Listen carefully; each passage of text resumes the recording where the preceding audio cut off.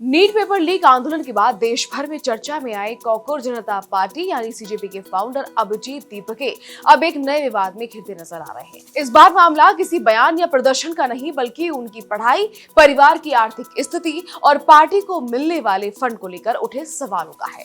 गुजरात के सूरत से एक आरटीआई कार्यकर्ता ने चुनाव आयोग और दूसरी केंद्रीय एजेंसियों से इस पूरे मामले की जांच की मांग की है। आखिर सवाल क्या उठाए गए हैं, अभिजीत दीपके का जवाब क्या है और पूरा विवाद कहां से शुरू हुआ, चलिए जानते हैं। नीट पेपर लीक के खिलाफ हुए आंदोलन के बाद अभिजीत दीपके का नाम पूरे देश में चर्चा में आया, लेकिन अब गुजरात के सूरत के आरटीआई कार्यकर्ता अमित तिवारी ने उनकी आर्थिक पृष्ठभूमि और कॉकरोच जनता पार्टी की वैधानिक स्थिति को लेकर कई सवाल उठाए हैं। अमित तिवारी ने भारत निर्वाचन आयोग यानी ECI और केंद्रीय GST विभाग को पत्र लिखकर पूरे मामले की जांच की मांग की है। साथ ही इस संबंध में RTI भी दाखिल की गई है।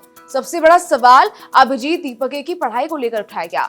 अमित तिवारी का कहना है कि अभिजीत के पिता भगवान राव दीपके महाराष्ट्र सरकार के एक रिटायर्ड कर्मचारी रहे हैं। ऐसे में सवाल यह है कि एक सरकारी कर्मचारी ने अपने बेटे की अमेरिका में पढ़ाई का खर्च कैसे उठाया। उन्होंने केंद्रीय एजेंसियों से मांग की है कि परिवार की आर्थिक स्थिति और विदेश में पढ़ाई के लिए इस्तेमाल हुए पैसों के स्रोत की जांच की जाए। हालांकि मिली जानकारी के मुताबिक अभिजीत दीपके के परिवार का कहना है कि उनकी विदेश में पढ़ाई एजुकेशन लोन के जरिए पूरी हुई थी।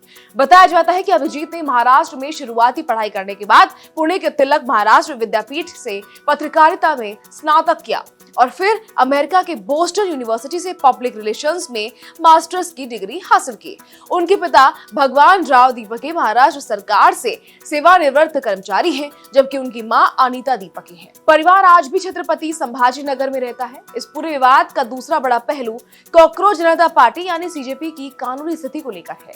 अमित तिवारी का कहना है कि यह संगठन खुद को राजनीतिक पार्टी की तरह पेश करता है, लेकिन क्या ये जन प्रतिनिधित्व अधिनियम 1951 की धारा 29(a) के तहत चुनाव आयोग में विधिवत पंजीकृत है या नहीं, ये साफ होना चाहिए। उन्होंने चुनाव आयोग से इस पर स्पष्ट जवाब मांगा है।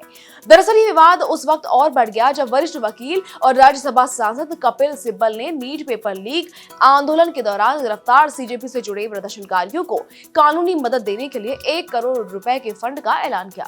इसके बाद सवाल उठने लगे कि अगर किसी संगठन को इतनी बड़ी आर्थिक मदद दी जा रही है तो उसकी कानूनी स्थिति और फंडिंग की पारदर्शिता भी साफ होनी चाहिए। अब RTI कार्यकर्ता की शिकायत के बाद सभी की नजर चुनाव आयोग और दूसरी एजेंसियों के अगले कदम पर है। इस बीच अभिजीत दीपके की सेहत को लेकर भी जानकारी सामने आई। वो पिछले कुछ दिनों से बीमार हैं। जंतर मंतर पर प्रदर्शन के दौरान उन्होंने खुद बताया था कि उन्हें टाइफाइड हो गया है और उनका इलाज चल रहा है। शनिवार को महाराष्ट्र के छत्रपति संभाजी नगर स्थित उनके घर पर डॉक्टर ने उनका स्वास्थ्य परीक्षण किया और फिलहाल उन्हें पूरी तरह आराम करने की सलाह दी गई है।